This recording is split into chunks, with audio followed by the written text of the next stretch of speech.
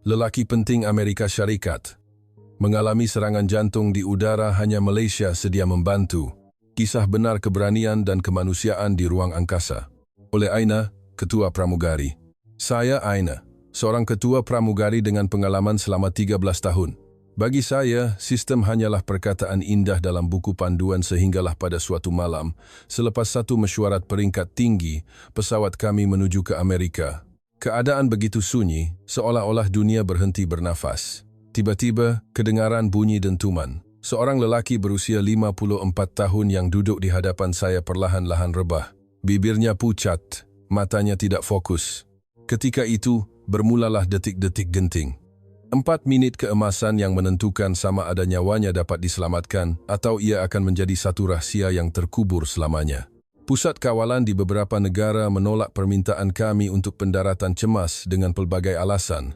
Namun, jawapan terakhir yang kami terima begitu ringkas dan padat. Lapangan terbang antarabangsa Kuala Lumpur, KLIA, bersedia menerima. Pada saat itu, saya sedar bahawa kehebatan sesebuah negara bukan terletak pada kata-kata, tetapi pada tindakannya yang sentiasa mengutamakan nyawa berbanding politik. Gema enjin pesawat yang dahulunya menenangkan kini terasa bagai degupan jantung saya sendiri. Mengakui prasangka diri.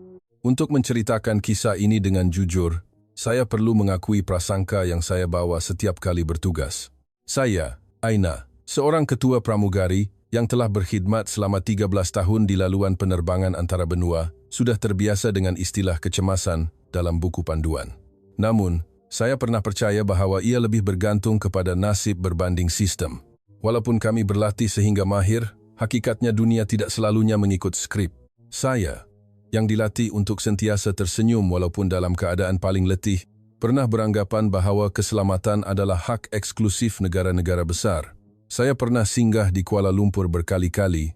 Saya tahu bandar ini terkenal dengan keramahan penduduknya, makanan yang lazat, dan pegawai-pegawai yang sopan.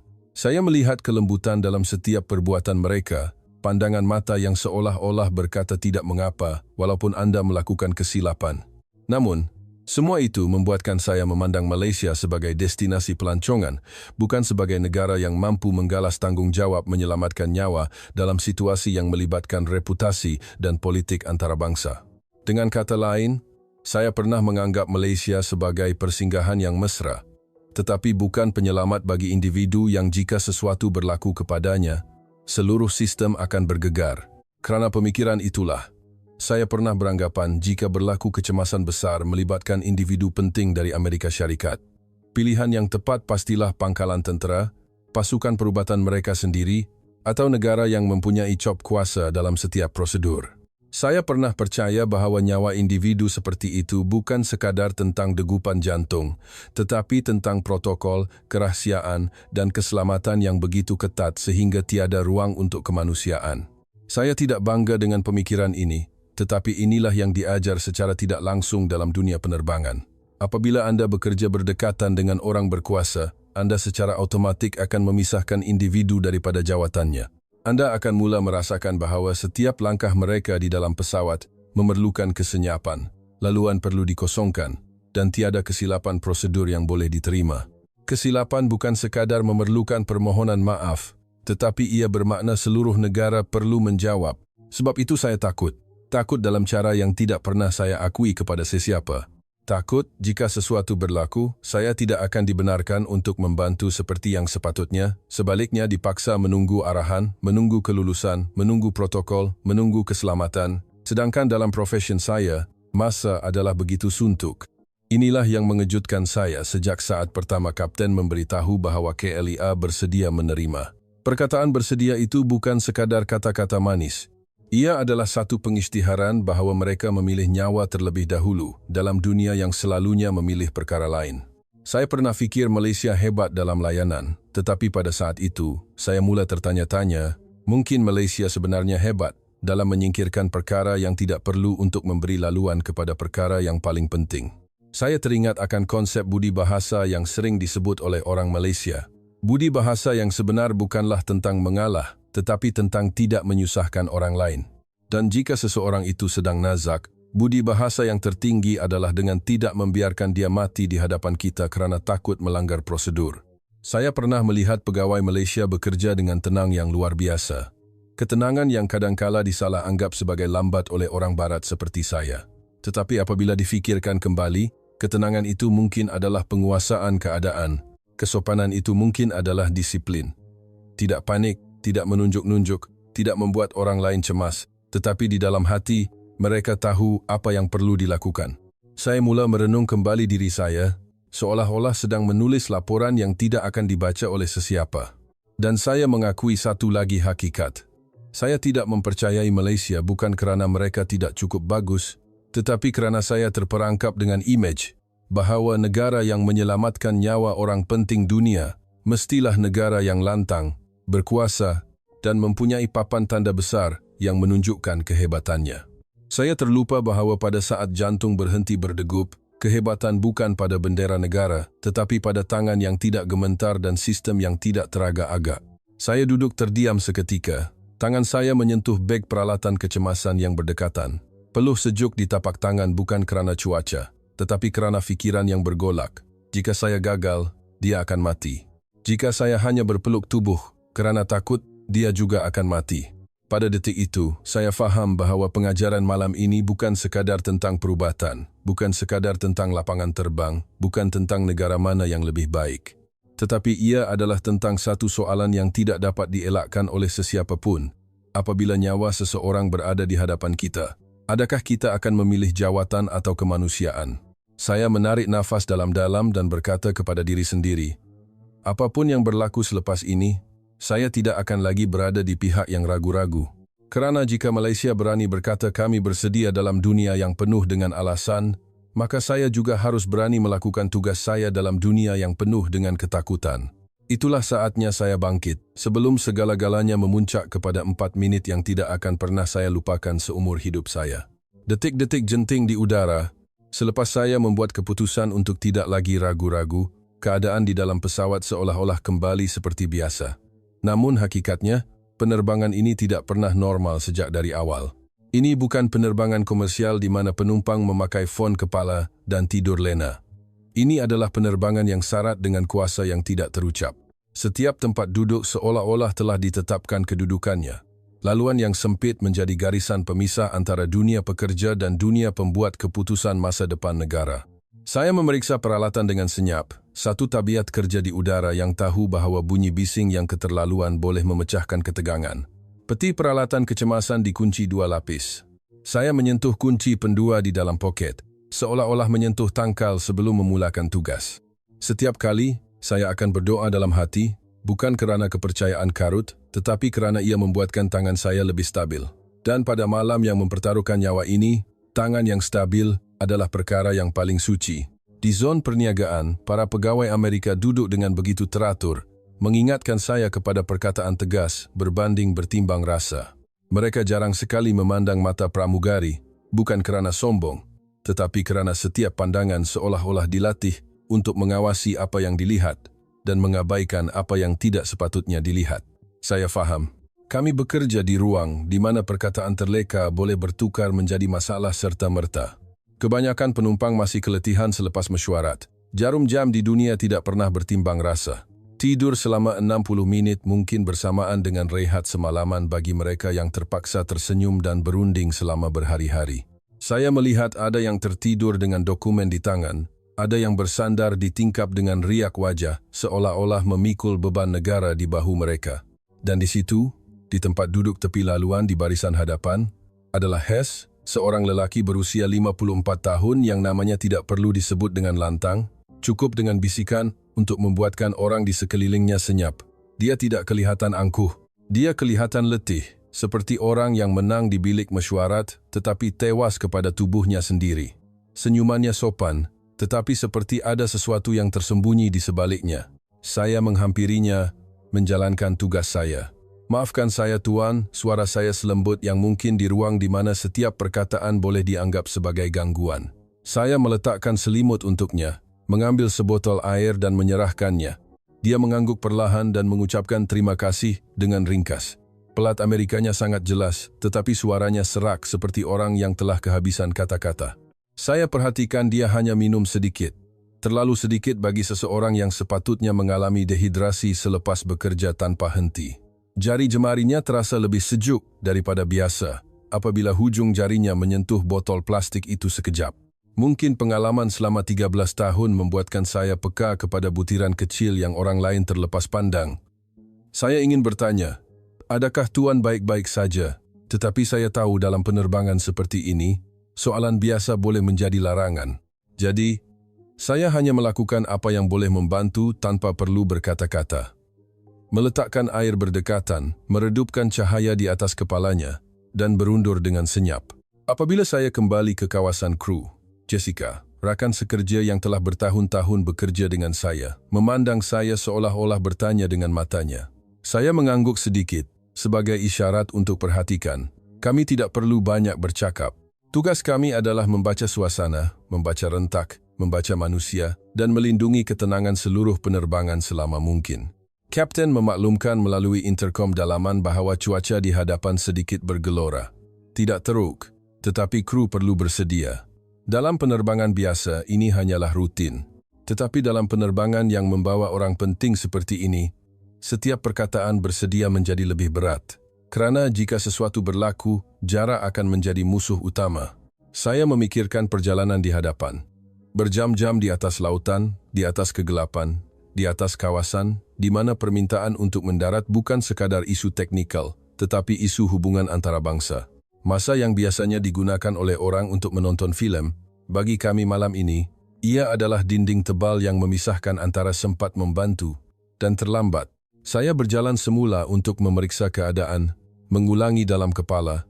Jika berlaku kecemasan, apa yang akan saya lakukan dahulu? Tangan saya akan mencapai apa? Mulut saya akan menyebut ayat apa untuk pasukan bertindak serentak tanpa panik. Saya tidak mahu ketakutan mengawal saya. Saya mahu sistem mengawal saya, sistem yang telah saya latih sepanjang hidup saya. Ketika saya sedang memeriksa tali pinggang keledar di barisan hadapan, saya melihat Hess meletakkan tangannya di dada, seolah-olah sekadar membetulkan kedudukan duduk, kemudian mengeluh perlahan.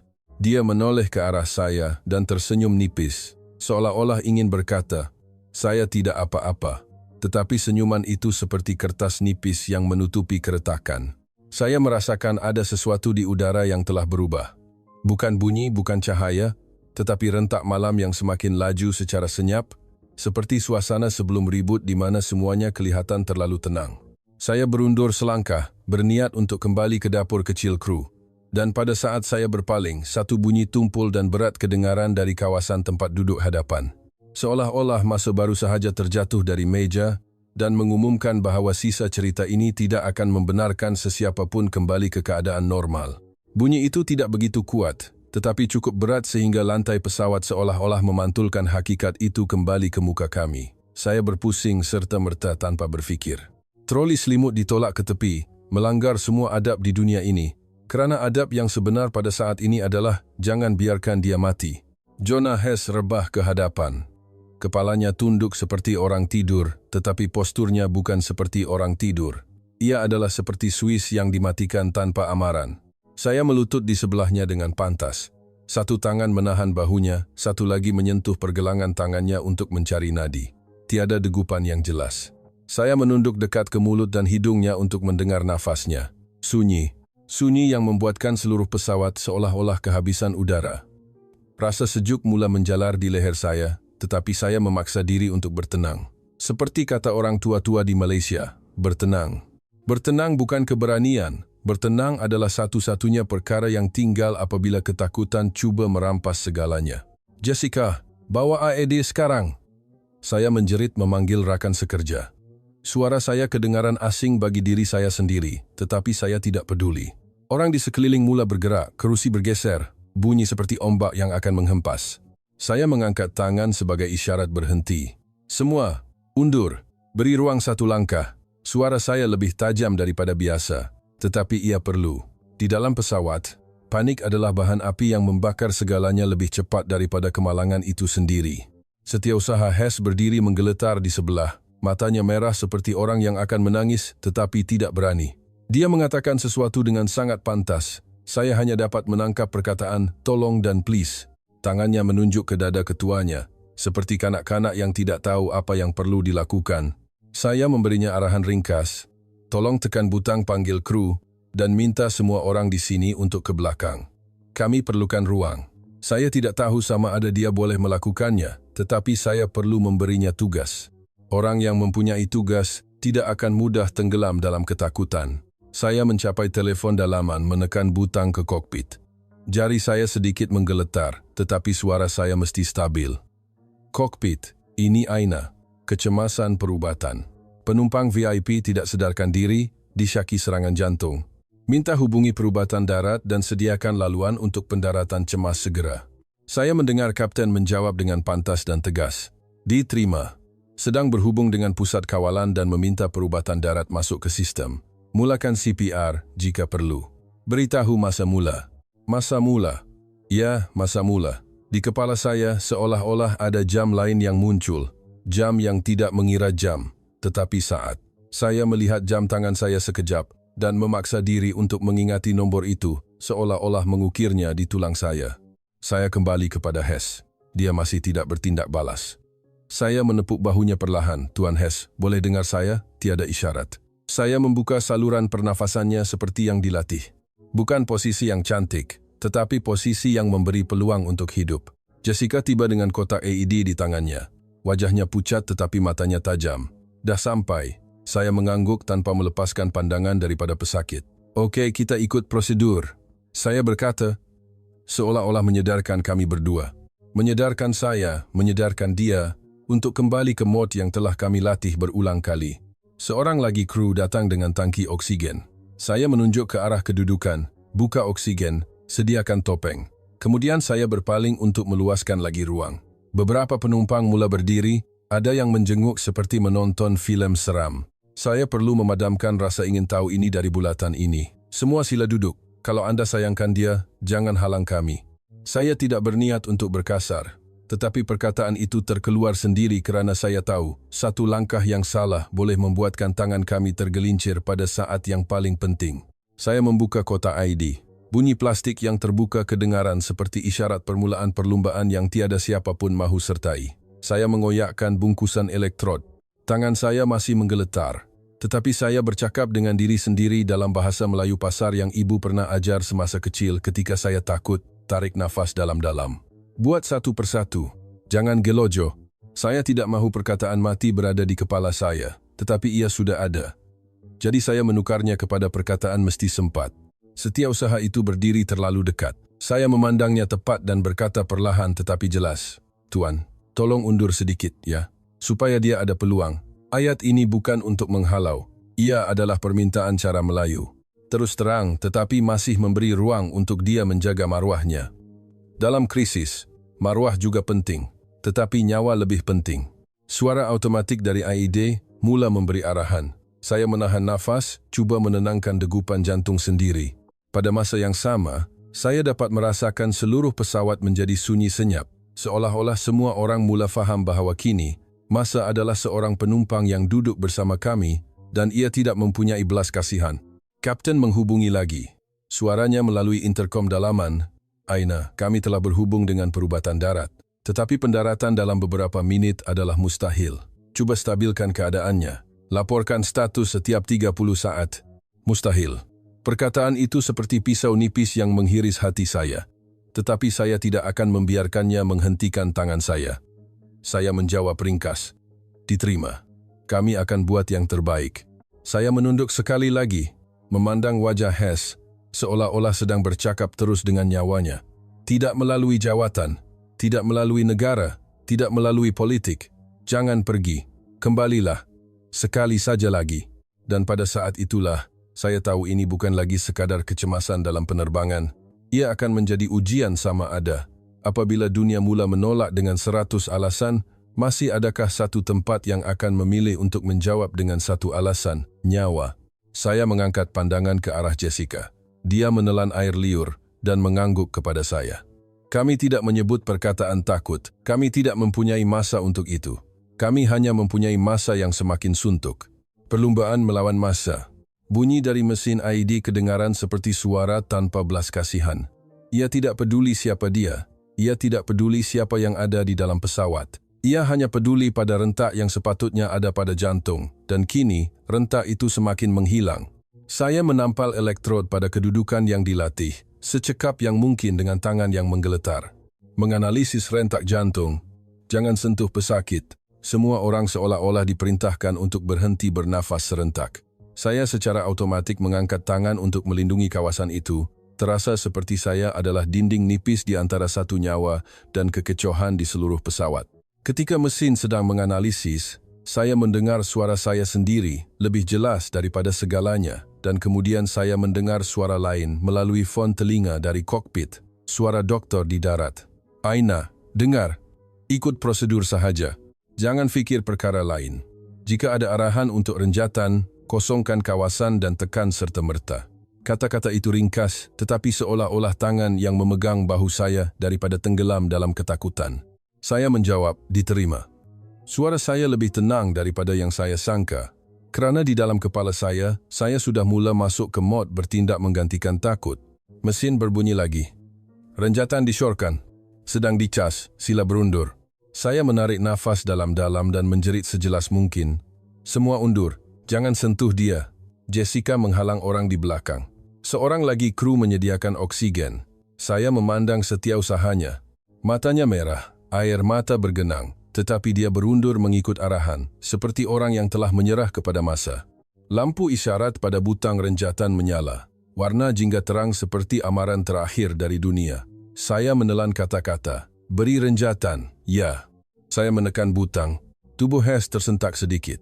Bukan seperti dalam filem yang menakutkan, tetapi ia adalah gambaran yang membuatkan saya tahu bahawa elektrik telah melaluinya. Melalui tempat yang kita tidak nampak, dan kita berharap ia akan menyedarkan rentak yang hilang untuk kembali. Saya meletakkan jari di lehernya sekali lagi. Nadi masih tidak stabil. Saya tidak menunggu harapan untuk menggantikan tangan saya. Saya mula menekan dadanya mengikut rentak yang dilatih. Tekan cukup dalam, tekan dengan konsisten. Terasa rintangan di bawah tapak tangan, seperti menolak pintu yang terlalu berat untuk seorang manusia. 1, 2, 3. Saya mengira dalam hati agar tidak terlepas rentak. Kerana jika rentak saya terlepas, garisan nipis yang menghubungkan nyawanya dengan dunia ini mungkin akan putus serta-merta. Doktor di darat bercakap lagi, bagus, jangan berhenti. Cukup 30 tekanan, beri 2 hembusan bantuan dan sambung tekan serta-merta. Saya mengikutinya dengan patuh. Semuanya menjadi satu set arahan yang perlu diselesaikan. Tiada ruang untuk ragu-ragu. Tiada ruang untuk berfikir siapa dia. Kerana jika saya berfikir siapa dia, tangan saya akan menjadi lebih berat, ketakutan akan menyelinap masuk, dan ketakutan akan melambatkan kita. Sambil saya menekan dadanya, saya mendengar perbualan yang semakin kerap dari kokpit. Suara kapten pendek dan tegang, seolah-olah sedang berunding dengan langit yang tidak mahu membuka jalan. Kami memohon pendaratan cemas. Penumpang mengalami serangan jantung, memerlukan rawatan segera. Dan jawapan balas, saya tidak dapat mendengarnya dengan jelas, tetapi nadanya sama. Maaf, tidak dapat. Syarat, alasan, sekatan, ia amat menjengkelkan. Bukan kerana sesiapa yang kejam, tetapi kerana saya melihat dengan jelas bahawa perkataan alasan di dunia ini kadangkala lebih besar daripada perkataan nyawa, dan ia tidak adil. Saya terus menekan. Tangan saya mula lenguh. Di pergelangan tangan di bahu, terasa seperti dihiris pisau kecil berulang kali, tetapi saya tetap menjaga rentak. Kerana inilah satu-satunya perkara yang dapat saya kawal di lautan perkara yang tidak dapat dikawal. Aina, berapa lama sudah? Doktor bertanya. Saya melihat jam. Hampir 3 minit. Suara saya mula tercungap-cungap tetapi jelas. Okey, satu pusingan lagi. Biar ID menganalisis sekali lagi. Saya berhenti menekan, berundur seolah-olah menarik tangan dari tepi jurang, dan semua orang berhenti bersama-sama sekali lagi. Mesin AED kembali ke mod analisis. Bunyi enjin pesawat menjadi bunyi latar yang jauh, seolah-olah dunia berada di dimensi lain, dan suara yang saya tunggu, atau takuti, kedengaran. Menganalisis. Jangan sentuh pesakit. Pada detik itu, suara kapten kedengaran melalui interkom dalaman. Pendek tetapi tegas. Kami telah menerima pengesahan. Kuala Lumpur menerima kita. KLEA bersedia membuka laluan. Saya hampir tidak percaya dengan apa yang saya dengar. Perkataan bersedia dalam keadaan seperti ini bukan sekadar kesopanan. Ia adalah satu keputusan. Ia adalah pendirian di pihak orang yang sedang nazak, tanpa bertanya dahulu apa jawatannya. Pandangan saya kabur seketika. Bukan hanya kerana air mata, tetapi kerana perasaan yang membuak-buak di dada, seolah-olah ada seseorang yang menyalakan kembali api harapan di tempat yang sepatutnya sudah padam. Doktor di darat menyambung, "Aina, dengar, Kuala Lumpur sedang menyediakan pasukan. Pastikan dia mempunyai nadi sebelum mendarat. Selebihnya, kami akan ambil alih." Ayat itu seperti satu janji. Janji cara Malaysia, tidak banyak bercakap, tetapi bila bercakap, mesti tunaikan. Saya mengangguk, walaupun saya tahu dia tidak dapat melihat. Dan berbisik kepada diri sendiri, "Okey, kita tak akan lepaskan dia." Bunyi mesin AED berubah nada lagi, renjatan disyorkan, sedang dicas. Saya mengosongkan kawasan sekali lagi. Suara saya lantang, tanpa perlu mencuba. Semua undur. Jessica memandang saya. Dia mengangguk dengan kuat, seolah-olah memberi kekuatan. Kami tidak perlu berkata kami takut. Kami mengungkapkannya dengan tindakan. Saya menekan butang renjatan buat kali kedua. Dan saya kembali menekan dadanya serta-merta. Mengikut arahan doktor, mengikut rentak yang dilatih, dan mengikut kepercayaan baru yang baru sahaja lahir di hati saya. Malam ini, saya baru faham. Sistem tidak bermula dengan peralatan, tidak bermula dengan teknologi. Ia bermula dengan keputusan untuk memilih apa yang menjadi keutamaan. Dan Kuala Lumpur baru sahaja menjawab kepada seluruh dunia dengan satu jawapan. Jawapan yang begitu ringkas, sehingga menjadi sangat mendalam. Pilih nyawa dahulu. Saya terus menekan dadanya sehingga saya hampir tidak merasakan tangan saya sendiri. Kesakitan di pergelangan tangan dan bahu menjadi bunyi sayup-sayup di kejauhan, seolah-olah tubuh saya mengalah dan tugas mengambil alih. Di dalam kepala saya hanya tinggal rentak, tekan, tekan, tekan. Dan suara mesin AED yang sentiasa memberitahu kami di mana kedudukan nyawa pada ketika itu. Berhenti menekan. Periksa nadi. Suara doktor di darat melalui interkom pendek dan tegas. Saya berhenti serta-merta, meletakkan jari di saluran darah di leher Hes sekali lagi. Kali ini, ia ada. Tidak kuat, tidak jelas seperti orang biasa. Tetapi ada rentak kecil yang cukup konsisten untuk membuatkan jantung saya terasa seperti dilepaskan dari jerat. Saya hampir terlupa untuk bernafas. Dan tiba-tiba, air mata mengalir sendiri tanpa meminta izin. Saya segera mengelapnya dengan belakang tangan, seperti kanak-kanak yang tidak mahu sesiapa melihat kelemahannya. Tetapi Jessica memandang saya dan tersenyum kecil, walaupun matanya juga merah. "Kita berjaya kan?" Dia bertanya, seolah-olah bertanya kepada seluruh dunia. "Belum. Masih perlu bertahan," saya menjawab serta-merta. Kerana saya tahu dalam kerja seperti ini, perkataan selamat adalah perkataan yang berbahaya. Kita tidak menang sehinggalah kita menyerahkannya kepada orang yang boleh mengambil alih dengan selamat. Saya segera memberi arahan seterusnya, seperti seorang komander di medan perang yang ruangnya adalah laluan sempit di antara tempat duduk. Oksigen, topeng, laraskan dengan betul. Seorang lagi kru memasang topeng padanya dengan lembut. Saya meletakkan 2 helai selimut tambahan, melipatnya tebal seperti dinding penghalang kesejukan. Kerana buku teks mengatakan bahawa badan selepas serangan jantung sangat lemah. Penurunan suhu yang sedikit pun boleh merosakkan segalanya. Hes masih belum membuka matanya, tetapi wajahnya tidak lagi kebiruan seperti tadi. Warna di bibirnya mula kembali, seolah-olah dunia perlahan-lahan mengisi semula darah ke dalam tubuhnya. Saya memegang tangannya perlahan.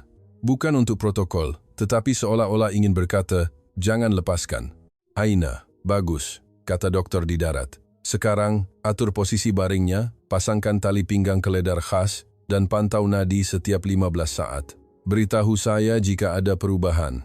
Saya mengangguk, dan baru teringat bahawa pihak di sana tidak dapat melihat. "Diterima," saya menjawab. Suara saya sedikit rendah, keterujaan di dada masih kuat. Tetapi saya cuba mengawalnya menjadi tenaga untuk bekerja, bukan tenaga untuk menangis. Suara dari kokpit kedengaran lagi, KLIA telah menyediakan laluan khas. Pasukan perubatan menunggu di hujung landasan. Ambulans bersedia. Anggaran masa. 18 minit lagi. 18 minit. Kedengaran singkat jika Anda hanya melihat jam. Tetapi bagi saya, ia adalah lautan yang perlu diharungi dengan sebuah kapal kertas, tanpa membiarkannya basah. Dan kemudian musuh kedua muncul tanpa amaran. Pesawat bergegar kuat sekali, seolah-olah langit memberi amaran bahawa cerita ini belum berakhir. Bunyi beg di atas kepala bergegar. Beberapa penumpang menjerit terkejut. Hes, yang terbaring di atas lantai, Turut terkesan dengan gegaran itu, saya segera menggunakan badan saya sebagai penahan, mengangkat lengan untuk melindunginya. Jessica di sebelah turut membantu menstabilkan. Kami berdua seperti membentuk dinding manusia agar tubuhnya tetap di tempat. Semua, pasang tali pinggang, Kledar. Saya menjerit, kemudian merendahkan suara serta-merta agar tidak mencetuskan panik. Semua sila bertenang. Ya, kita hampir tiba. Bercakap dengan sopan dalam keadaan ini memang aneh. Tetapi saya percaya pada budaya kita. Kesopanan bukan kelemahan, ia adalah cara untuk mengelakkan orang lain daripada panik apabila segalanya hampir pecah. Pesawat bergegar lagi. Saya mengetap gigi, tangan saya mencengkam kuat pada tempat duduk. Bahu saya sakit, tetapi saya tidak melepaskan Hess. Setiausahanya tidak jauh dari situ, dia cuba untuk datang membantu. Tetapi saya menggelengkan kepala perlahan. Duduk, ya, nanti jatuh. Saya berkata walaupun saya ingin menjerit, jangan datang. Tetapi saya tahu orang di hadapan saya bukan musuh. Dia adalah orang yang hampir kehilangan seluruh dunianya. Glora mula reda. Pengumuman dari kapten kedengaran lagi. Kita akan mendarat sebentar lagi. Semua penumpang diminta untuk tetap di tempat duduk. Suara itu begitu tenang sehingga seolah-olah membuatkan pesawat turut menjadi tenang. Saya baru sahaja hendak menarik nafas lega apabila seorang lelaki Amerika, kelihatan seperti pegawai kanan, berjalan melalui laluan. Wajahnya keras seperti batu. Dia menunduk memandang Hess, kemudian beralih kepada saya. Selepas mendarat, jangan ada sesiapa pun yang menyentuhnya, sehingga pasukan kami benarkan. Dia berkata dengan suara yang rendah, tetapi jelas seperti satu arahan. Saya merasakan darah saya mendidih serta-merta.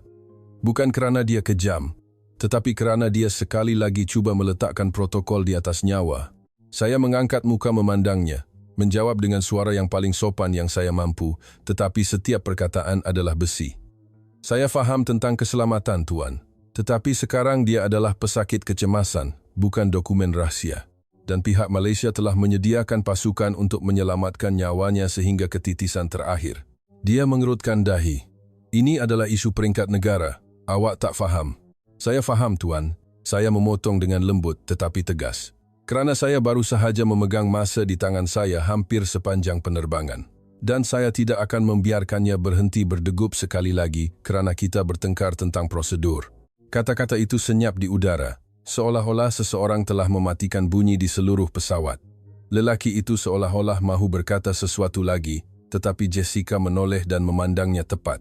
Pandangan matanya sahaja sudah cukup untuk berkata, "Jika Anda sayangkan dia, jangan halang kami." Pada detik berikutnya, cahaya jingga, biru dan putih dari landasan Clea mula kelihatan melalui tingkap. Garisan cahaya tersusun lurus dan panjang, seperti satu janji yang bersinar di tengah kegelapan. Saya melihat barisan kenderaan kecemasan dari jauh, seperti tentera senyap yang bukan datang untuk berperang, tetapi untuk membawa pulang nyawa. Saya menelan air liur. Kepercayaan di dalam hati saya mula berubah bentuk.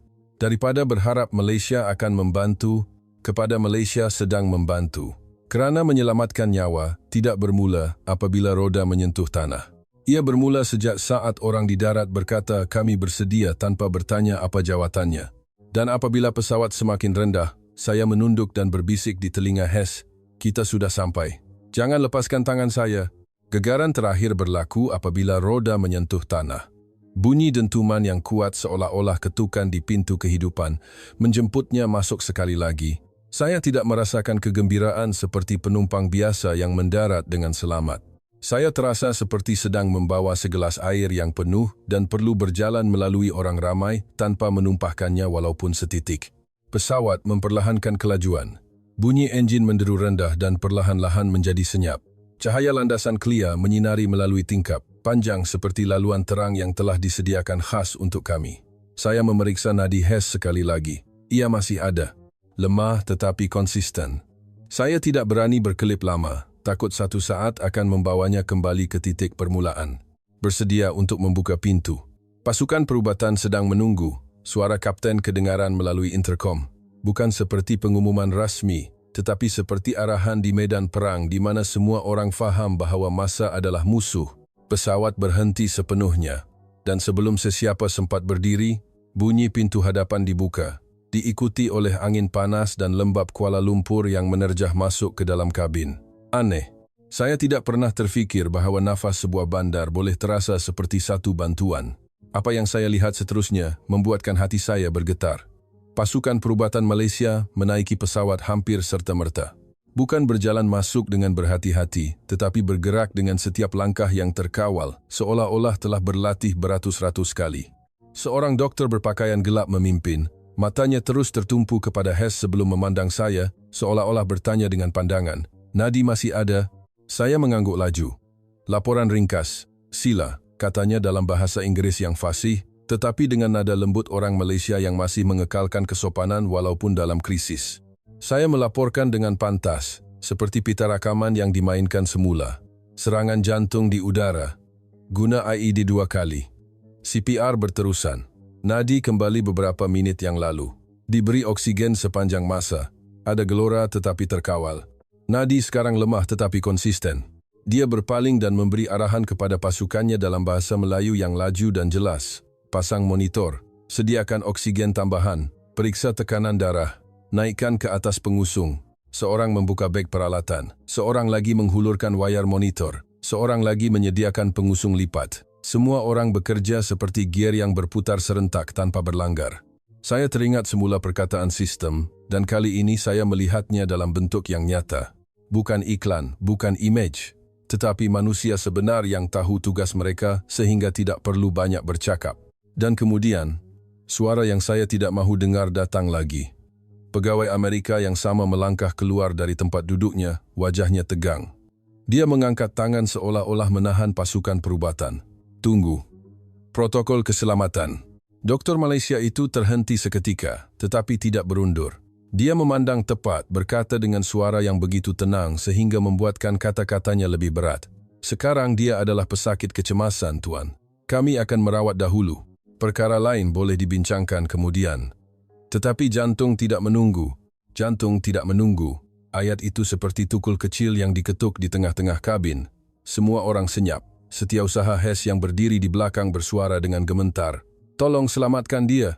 Itu sahaja. Pegawai Amerika itu menggenggam tangannya, seolah-olah mahu berdebat. Tetapi beberapa pasang mata di dalam pesawat, termasuk saya, memandangnya seolah-olah bertanya soalan yang sama. "Apa yang akan Anda pilih?" Akhirnya dia berundur selangkah, tidak berkata apa-apa lagi. Dan dalam langkah itu saya merasakan seolah-olah kami baru sahaja memenangi pertempuran yang tidak kelihatan. Pasukan perubatan mula memindahkan Hess ke atas pengusung dengan berhati-hati. Tangan mereka lembut tetapi mantap, seperti orang yang pernah membawa kematian melalui pintu ini berkali-kali. Saya memegang tepi pengusung sehingga seorang doktor menoleh dan berkata, "Cik boleh berehat, biar kami ambil alih." Perkataan ambil alih membuatkan bahu saya terasa seperti bebanan berat diangkat separuh. Tetapi saya masih mengikut mereka, kerana saya masih tidak percaya semuanya akan selamat sehinggalah dia masuk ke bilik kecemasan. Kami dibawa keluar dari pesawat melalui laluan khas di bawah. Saya melihat ambulans menunggu dengan lampu berkelip tetapi tidak terasa kelam kabut. Sebaliknya ia terasa seperti semuanya telah dirancang. Polis lapangan terbang berbaris membuka laluan. Pegawai darat memberi isyarat tangan untuk kenderaan bergerak, seolah-olah seluruh lapangan terbang telah menjadi saluran darah utama yang menghantar pesakit ke jantung bandar. Saya turut menaiki ambulans tanpa sedar, seolah-olah tanggung jawab masih melekat pada saya. Doktor tidak menghalang, dia hanya berkata, "Duduk di sini, ya, supaya tidak mengganggu." Kenderaan bergerak, dan serta-merta saya melihat lebuh raya khas yang saya tidak pernah tahu wujud. Tol dibuka lebih awal. Kenderaan lain berhenti memberi laluan secara automatik. Radio komunikasi berbunyi dengan nada pendek. Ada yang menyebut kod, ada yang menjawab. Segalanya seolah-olah seluruh bandar menghulurkan tangan menjadi laluan untuk satu nyawa. Saya duduk memandang monitor yang menunjukkan angka nadinya. Dia masih di sini. Dia masih berjuang. Dan saya mula merasakan seolah-olah saya baru dapat bernafas dengan sebenar-benarnya buat kali pertama dalam beberapa jam. Air mata mengalir senyap. Bukan kerana drama, tetapi kerana kelegaan yang begitu besar sehingga tubuh tidak tahu bagaimana untuk melepaskannya. Tiba di hospital, pasukan kecemasan sudah menunggu. Pintu automatik terbuka, seolah-olah hospital itu tidak perlu dikejutkan kerana ia tidak pernah tidur. Pengusung ditolak melalui koridor yang bersih dan terang. Satu pasukan lain mengambil alih serta-merta. Ada yang bertanya maklumat sekali lagi untuk ketepatan. Ada yang mencatat masa. ada yang menyediakan peralatan. Semuanya berlaku dengan pantas, tetapi tidak kelam kabut. Di pintu bilik kecemasan, doktor Malaysia itu menoleh kepada saya sekali lagi. "Awak selamatkan nyawanya di udara. Kami akan bawa dia kembali di darat." Kata-kata itu membuatkan seluruh badan saya kaku. Saya mengangguk, tetapi tidak dapat berkata apa-apa. Dan apabila pintu tertutup, saya berdiri di koridor, terdiam, seperti baru sahaja keluar dari ribut. Saya memandang tangan saya sendiri, tangan yang masih menggeletar, tangan yang menekan dada seseorang sehingga berdegup semula. Dan saya faham pengajaran yang paling pedih dan indah malam ini. Negara yang hebat tidak diukur dari suaranya yang lantang atau kuasa yang ditakuti, tetapi diukur pada saat ia memilih nyawa sebelum segala-galanya di hadapan tekanan peringkat dunia. Saya memejamkan mata perlahan-lahan dan berbisik kepada diri sendiri dalam bahasa Melayu yang sentiasa saya gunakan di rumah apabila terselamat dari sesuatu yang berat. "Terima kasih, Malaysia." Koridor di hadapan bilik kecemasan begitu sunyi, walaupun lampu terang benderang dan orang ramai lalu lalang. Saya duduk di atas kerusi plastik. Tangan masih menggeletar seperti baru pulang dari medan perang, walaupun hakikatnya saya tidak memegang senjata. Saya hanya memegang masa agar tidak terjatuh. Bau alkohol yang samar-samar bercampur dengan bau kopi dari mesin layan diri. Semuanya begitu teratur, seolah-olah dunia di luar tidak pernah bergolak. Tetapi di dalam dada saya masih mendengar bunyi AED berulang kali, seolah-olah ia telah tersemat di dalam hati saya. Seorang juru rawat Malaysia berjalan lalu. Dia berhenti seketika, memandang saya, dan menghulurkan sehelai tuala kecil dan segelas air suam. "Lap peluh dulu, ya. Cik dah buat yang terbaik." Suaranya bukan memuji. Ia adalah suara cara orang Malaysia yang melihat keletihan orang lain dan tidak membiarkannya bersendirian. Saya mengambilnya dan mengangguk. Air mata mengalir lagi dalam diam, kerana ayat itu begitu ringkas, tetapi terasa seperti seseorang meletakkan selimut di atas kedinginan di dalam hati saya. Saya pernah memandang Malaysia sebagai sekadar tempat persinggahan, sekadar lapangan terbang besar yang dilalui orang. Tetapi malam ini, saya melihat sesuatu yang lain. Negara ini bukan sahaja membuka landasan untuk pesawat mendarat. Negara ini membuka sistemnya agar satu nyawa dapat kembali. Saya memandang pintu bilik kecemasan yang masih tertutup dan berbisik kepada diri sendiri seperti satu janji. Jika dia selamat, saya akan catatkan setiap detik agar dunia tahu bahawa kemanusiaan masih boleh menang pada hari di mana politik cuba menjadi yang paling lantang.